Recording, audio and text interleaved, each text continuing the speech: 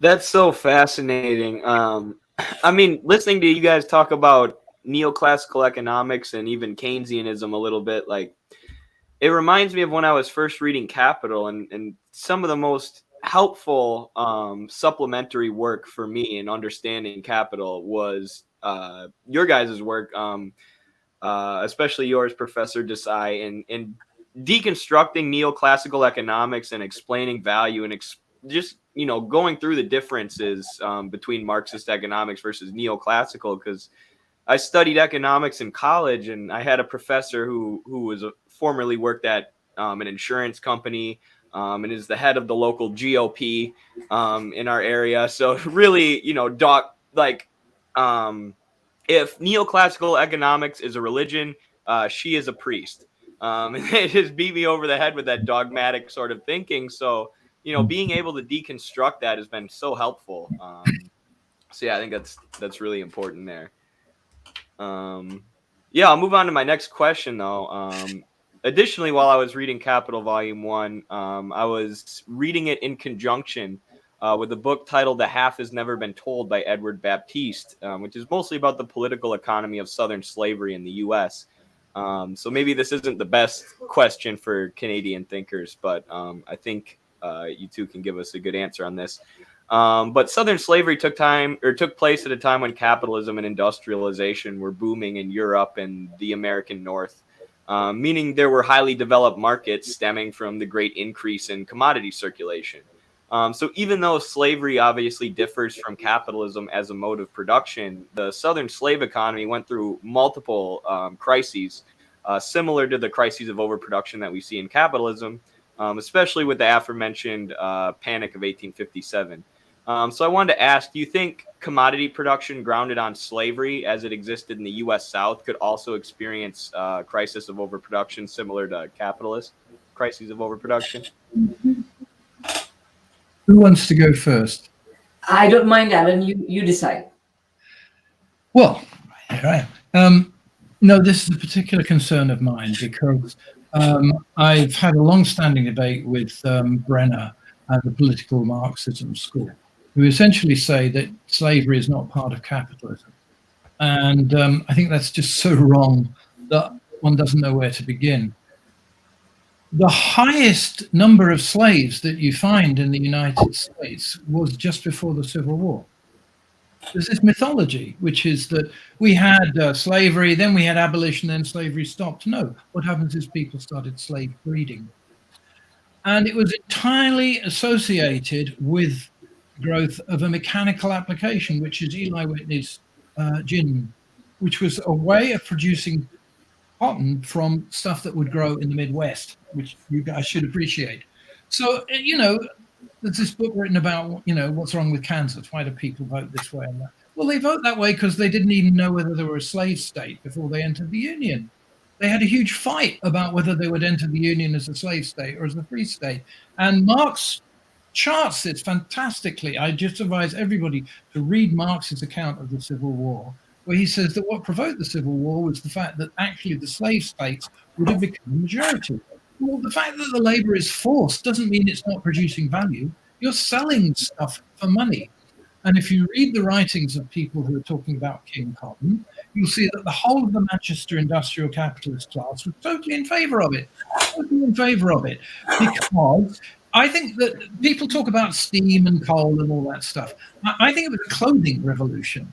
What was happening was this, that it was possible to massively increase the productivity of cloth and clothing and sell it to people on much lower incomes than before. And it was the expansion of demand for the machinery that was processing cotton that drove the Industrial Revolution right up till 1870, okay, and even beyond. So the intimate connection between slavery and capitalism, not just in the United States, but in Britain, is the dirty secret of the United States and of Western civilization in general. So, that's my view on that question. And I just don't understand how people can say that unless you're being paid wages, you're not part of capitalism. I mean, slavery is now coming back, right? Actually, it's being slave relations indenture relations. I mean, what's a domestic servant? What's a domestic servant who is imported from the country where they've got nowhere else to go except the family houses and they can be kicked out of the country? All kinds of stuff can be done to them. What's sex trafficking? It is indentured slavery, or between the two, and that's being done by capitalists who are making money out of it. So the whole notion that you have to have wage labour, like pure capitalism standing on its own 2 feet, is just a myth. The root of capitalism is colonialism. It's colonial through and through. It's colonial throughout history, and it's colonial now. Except what you have now is economic colonialism instead of direct military colonialism. And that's only because they're too weak to be military. So, yeah, if I can add something, sorry. You'll gather. Also, Alan, please move your mic closer to you because we were losing you there a little bit. But yeah, if you don't mind, I'd like to add a couple of things because I, of course, completely agree with what Alan is saying, and I know how much he's studied this. But I'm speaking from a different angle, like not from studying the actual numbers of slaves and the dates and so on, but just very broadly, back in the 80s, there was a huge debate around the so-called articulation of modes of production and, what exactly counted for capitalism and what did not, because these were the years during which the Brenner tradition, the political Marxist tradition, attacked dependency theory for, claiming that we have been living in capitalism for the last 500 years, etc. And I must say that I don't entirely agree with Brenner, but nor do I entirely agree with the dependency school. But there was a wonderful reconciliation of this by Jairus Banerjee in a very important article in Capital and Class, going back to 1977. I read it in the 80s. And he makes a really good point. So, first of all, one has to understand that to ask the question whether slave owning masters in the United States were capitalists or not already assumes that you tell whether something is capitalist or not depending on the mode of labor. Like, is it free wage labor or is it not free wage labor? And then you can tell capitalism or not. And I think Banerjee came up with a very ingenious and I think very correct solution. The fact of the matter is that we know, because capitalism is all over the world, it has, in most colonial parts of the world, there is very little that goes for actually free wage labor. Plus, on top of that, even in Western countries, whether there is free wage labor or not, we can, debate that. But what we do know is that a capitalist enterprise can extract surplus value, essentially the difference between C plus V, where, S upon C plus V. It can do this in a variety of forms of labor, many of which may not be very free.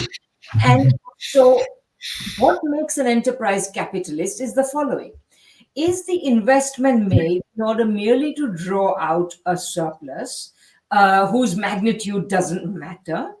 Or is the person who is investing saying, okay, if I invest here, I will get 15%, but if I invest there, I will get 20% return? What is the nature of the accounting system? This is what matters. And this is what brings, by the way, accounting right into the heart of understanding what capitalism is, because sometimes I was talking to these colleagues of mine who are very progressive accountancy professors, and I said, if you read Capital, you can read it as a manual of accounting, because it's all about what counts as what, essentially. But nevertheless, what I'm trying to say is that what matters, what makes it capitalism or not, is the actual mentality of the investor. Is he investing just in order to live richly, as perhaps some of those people were? But the moment you go from that to saying, okay, this gives me a bigger return than that, I'm going to shift my capital out of this and into that, that's when you get capitalism. That's fascinating. Thank you. That was a really enlightening answer. I just wanted to pull this up. Oh, shoot, I got to share my screen too. When I was reading that book about the political economy of slavery, The Half Has Never Been Told, alongside Marx's Capital, I noticed something similar to what Alan was saying, that Marx is talking about the vast increase in textile mills and the vast increase in worker cooperation and obviously the productivity of labor that comes from industrialization. And it creates in Europe and even the American North this unlimited market for cotton. So it basically becomes the more that they can produce, or the more they can torture the slaves into producing, the more money and they can make, and the more capital they can accumulate. So yeah, that was interesting. Thank you.